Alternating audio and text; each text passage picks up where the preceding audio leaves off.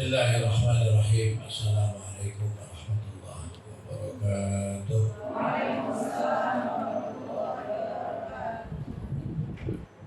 Alhamdulillah wassalatu wassalamu ala Rasulillah wa ala alihi wa sahbihi wa mawalah. Nahmaduhu wa nasta'inuhu wa nastahdi ilayhi wa na'udzu billahi min syururi anfusina wa min sayyiati a'malina. May yahdihillahu fala mudilla lahu wa may yudlil fala hadiya lahu. Amma ba'd. Fatul kiram, para asatidz, wabil khusus fungsional Sekolah Tinggi Agama Islam Perguruan Tinggi Islam STPGRI,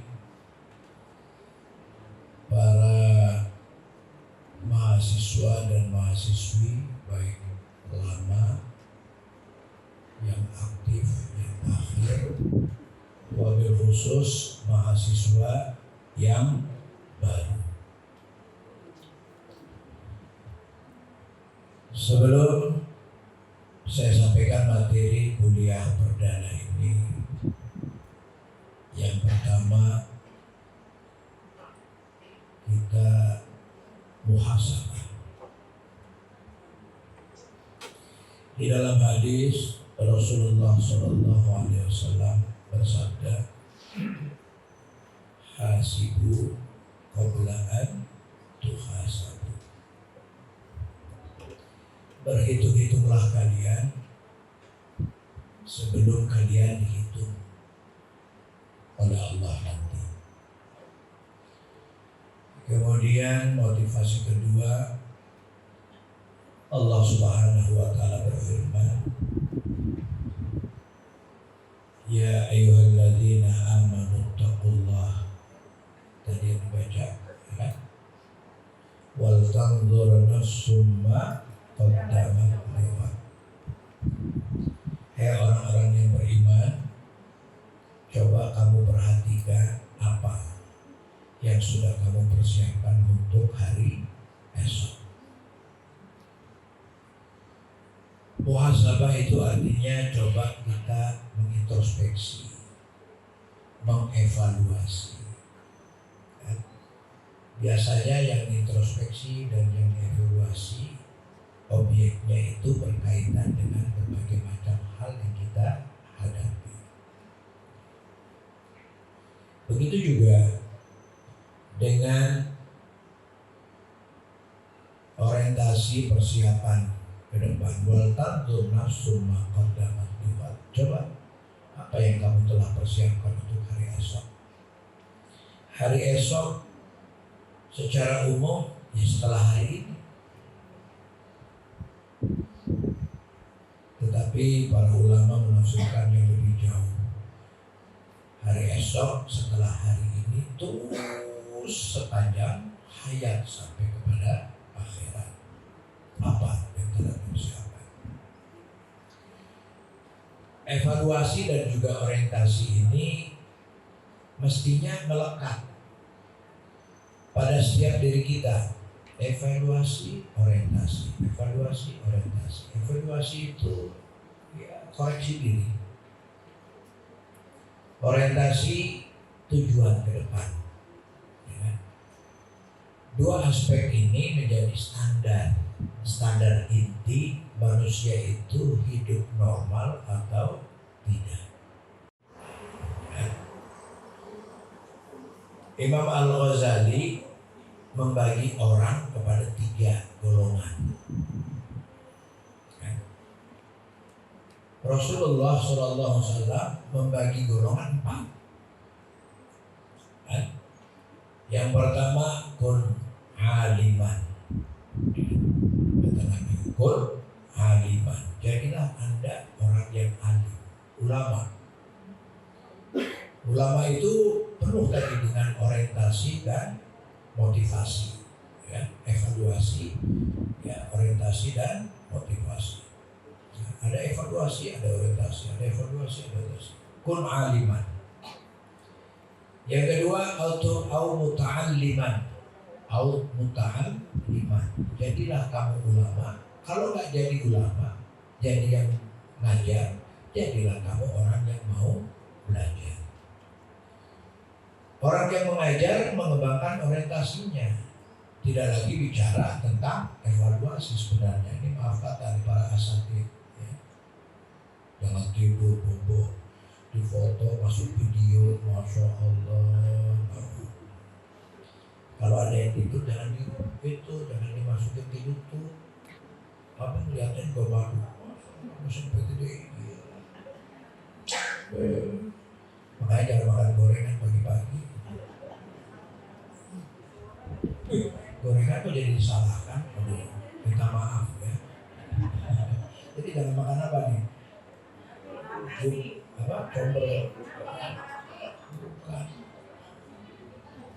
Enggak, itu maksudnya Anda kan? Kalau dosen kan kalau dia ngomong nggak tersinggung, kalau mahasiswa tersinggung. Ya. Jadi kalau sudah ulama ini sudah dosen, itu nggak lagi bikin evaluasi. Dosen itu apa anak? Dosen itu gurunya guru apa? Hebat nggak? Luar biasa jadi dosen. Saya pengen daftar jadi dosen. Dosen itu gurunya guru hebat. Itu Pak Handoko itu orang hebat. Kenapa? Gurunya guru. Kalau apa kan bukan dosen, ada orang biasa-biasa aja. Jadi kalau sudah dosen itu tidak ada lagi evaluasi sebenarnya, secara umum ya. Dia tinggal merenung aja. Istin. Lanjutannya apa? Masya Allah, sudah dapat legal formal atau rating tinggi, itu tidak perlu evaluasi. Kayak presiden itu salah kalau presiden evaluasi. Presiden itu istighfar, iya saja, nggak perlu evaluasi. Berarti ya, ada yang black, ada yang rusak, kan begitu. Evaluasi bahkan nanti mahasiswa evaluasi apa ya kesalahan saya, karena dia masih proses. Ya, kun aliman. Yang kedua au muta'alliman. Au muta'alliman. Atau jadilah Anda orang yang mau belajar. Ya, belajar. Ya. Orang yang mau belajar itu masih evaluasi, karena dia membutuhkan sesuatu. Evaluasi orientasi. Ya kan?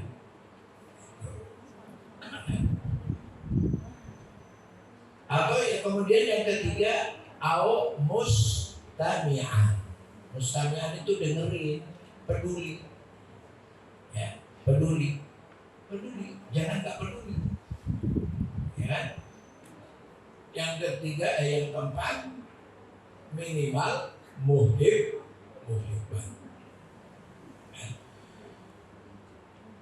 Nah, 4 karakter ini kalau secara umum, cuma kalau ngomong aja ini nggak pas, harus pakai papan tulis. Apa itu malu sebenarnya di YouTube ini? Iya, ngomongnya kesana kemari, masuk di YouTube kan kita. Itu marah-marah.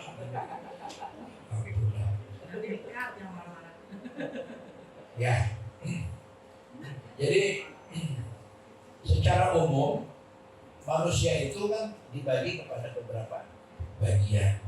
Tetapi secara umum, coba ada manusia yang pertama, ya. Siapa yang mau kuliah perdana dulu? Apa ngomong apa? Lupa. Ya. Kan waktu itu, ya kan? Set ada yang namanya energi, ya kan? Dari energi ini muncul apa? Kan gitu. Ada orang yang pasif, ya. Kemudian ada yang aktif. Kemudian ada yang proaktif. Atau ini istilah-istilah ini terserah, kan? Ada yang istimewa. Nah, ini pembagian ini kan di sini ada macam-macam ini di sini. Di sini ada hajat manusia, hajat manusia ada nggak hajat? Apa hajatnya? Coba apa hajatnya? Bakar puji apa hajatnya?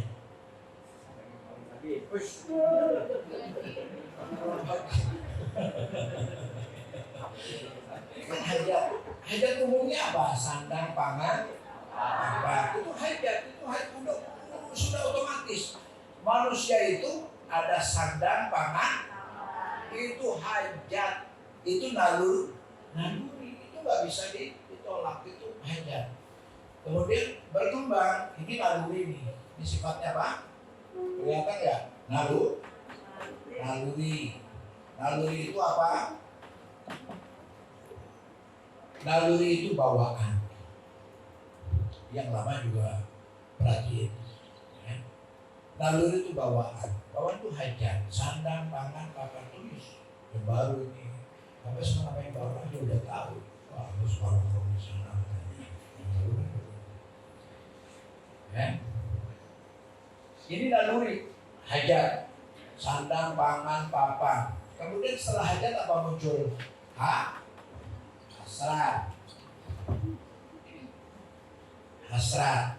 Hasrat ini sudah apa namanya? Ini naluri bawaan. Kalau hasrat ini sudah perasaan.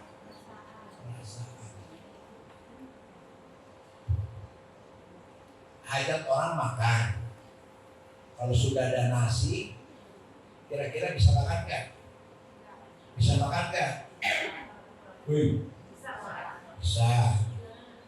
Tapi setelah ada nasi, kepingin apa? Oh, ini kalau pakai ayam goreng. Wih, itu udah apa bicara apa itu?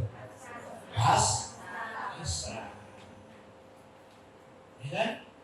Sudah punya motor.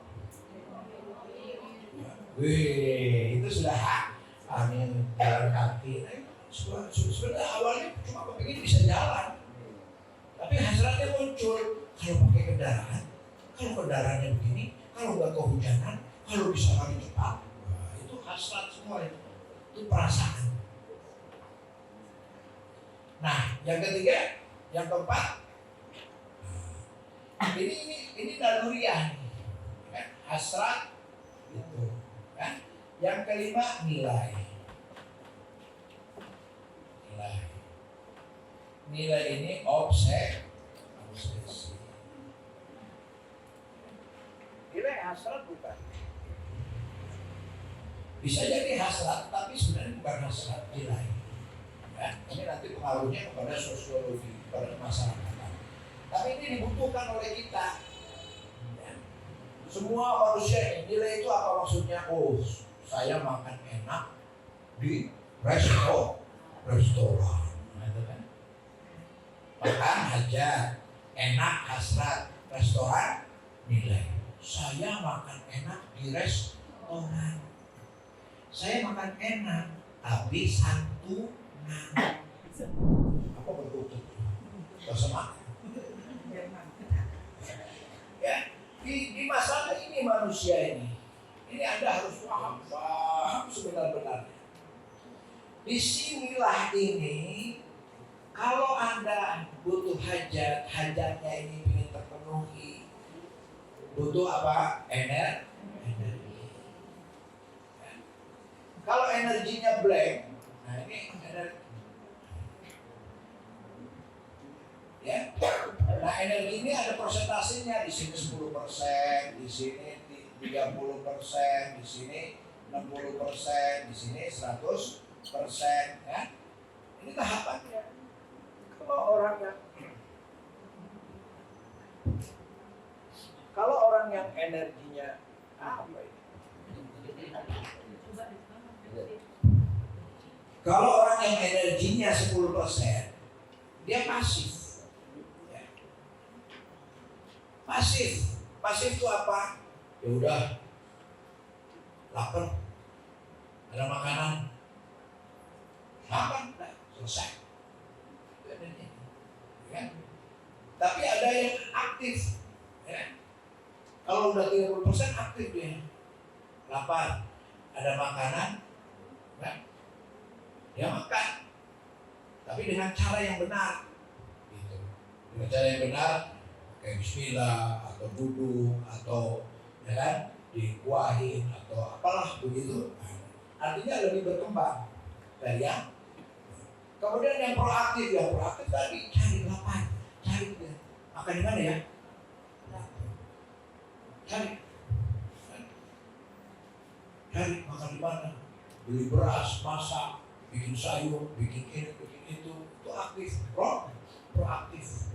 Nah yang istimewa, nah ini dia sudah punya konsep, punya lumbung, punya sawah, nanam padi, kemudian bikin macam-macam supaya ini tercipta secara simultan dan kontinu, ya, tidak lagi kekurangan pangan. Nah itu orang istimewa. Tapi ini semua kan perlu energi. Nah, di antara 4 kelompok ini, Rasulullah itu hanya memilih di 2 ini.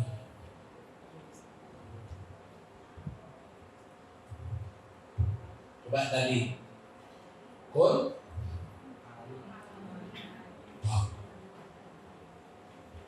kata-kata aliman. Kan aliman ini apa tadi? Ulama. Kemudian kan?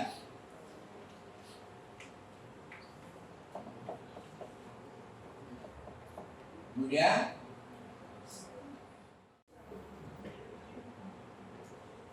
nah ini 4 ini pilihan Nabi.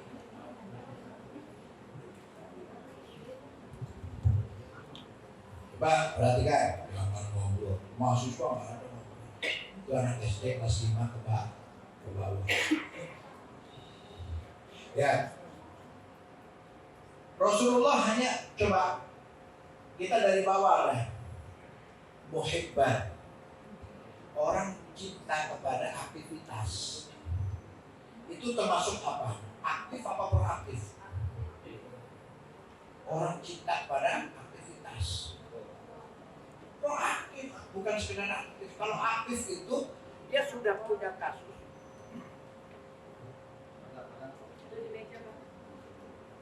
Ini kadang mati, kadang hidup.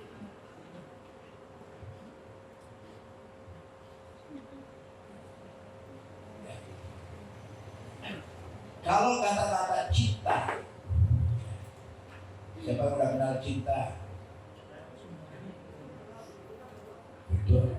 Belum mengenal cinta? Emang gak cinta sama ibunya? Cinta lah. Kan harus cinta sama ibu, sama mama, sama abah. Bukan abah kan makanya? Sama bapak, Allah baik. Kata-kata muhibban ini proaktif. Kenapa dibilang proaktif? Karena bukan kebutuhannya, kebutuhan orang lain, tapi dia cinta. Muhibban. Ada mustami'an, ada muhibban. Ini kan kebutuhannya belum tentu buat dia, tapi dia mencintai aktivitas orang lain.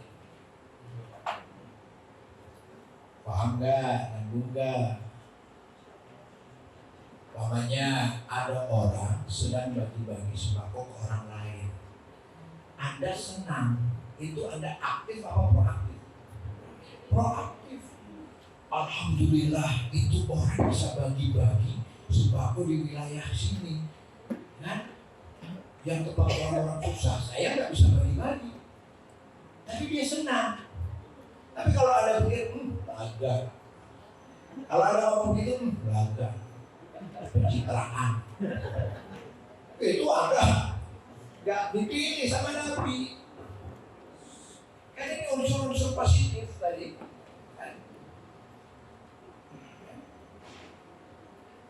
Muhibban ini kan golongan paling rendah sama Nabi.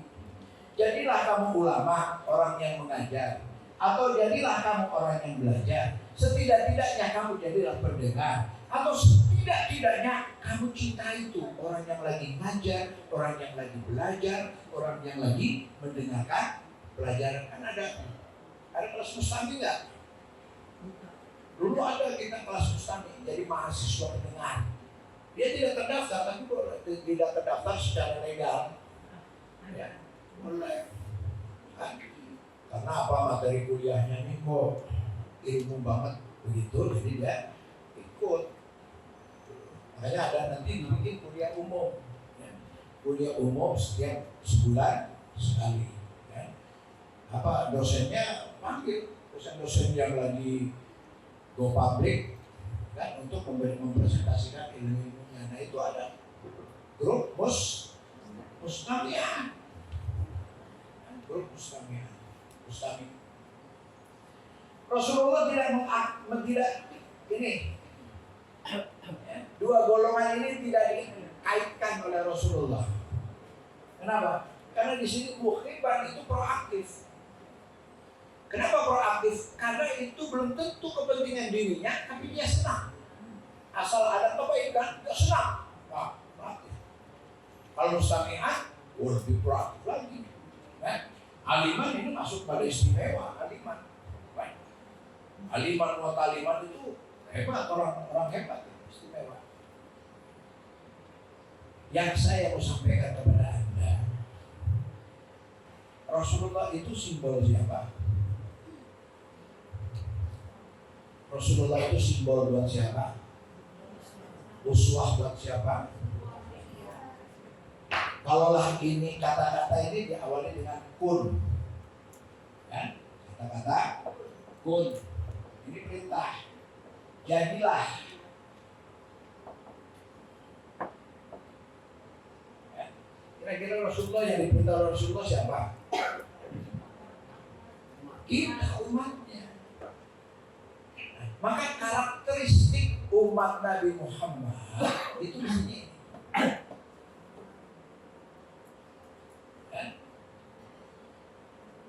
Dia bersifat proaktif dan juga istimewa.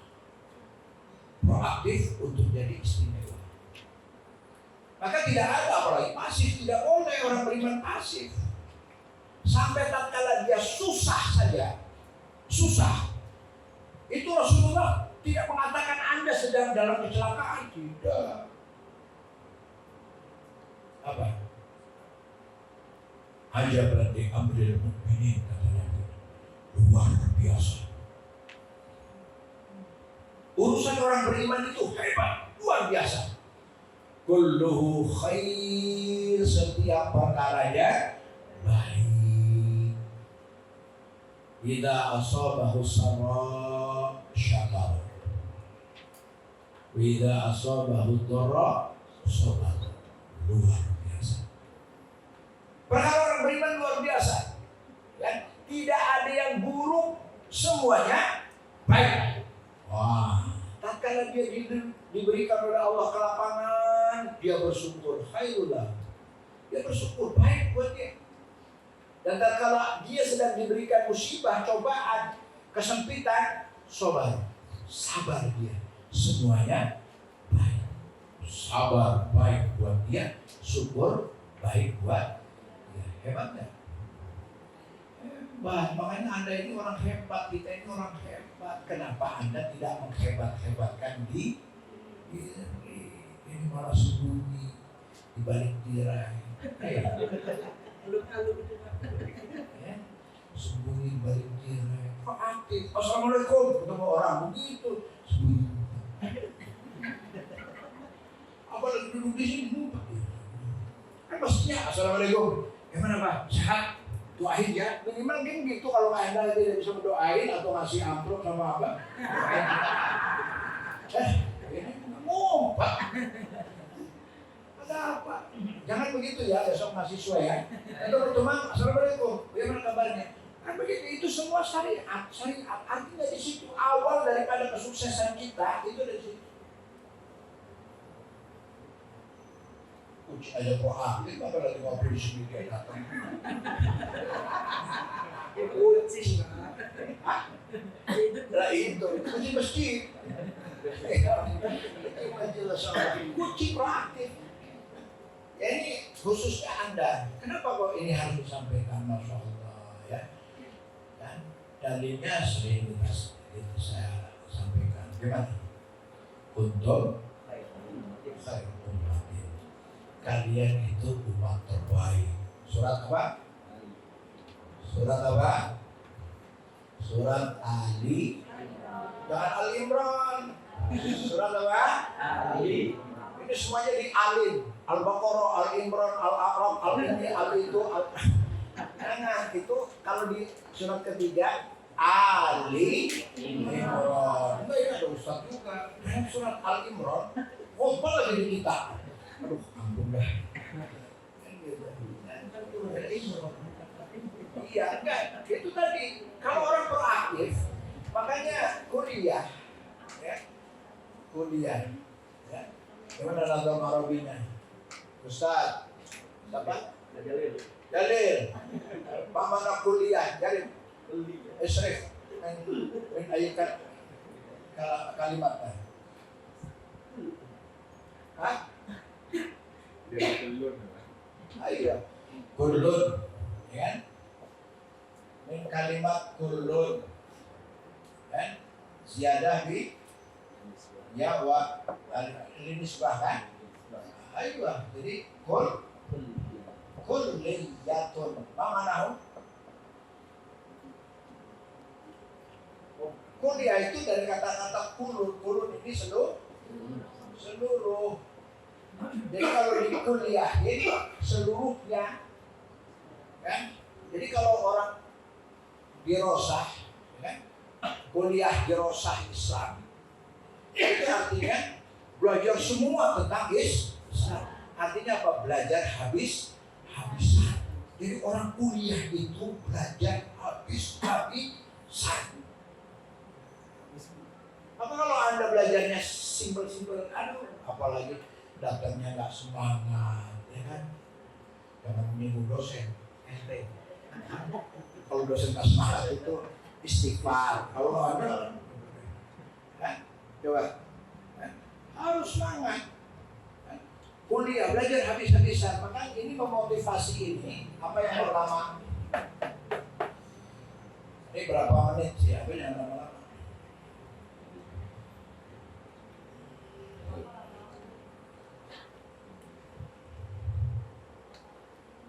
Ya.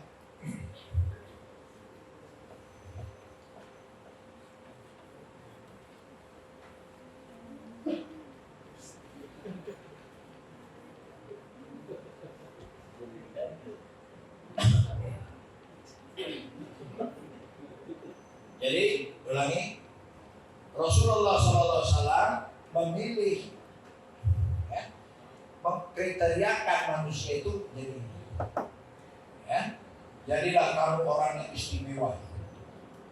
Kalau tidak jadi orang yang istimewa, jadilah orang yang ini kan kolomnya proaktif. Itu hanya dua, kan? Ini istimewa. Ini kan yang melakukan nih, belajar mengajar belajar nih mendengar senang, ya. Jadi ini proaktif, ini istimewa.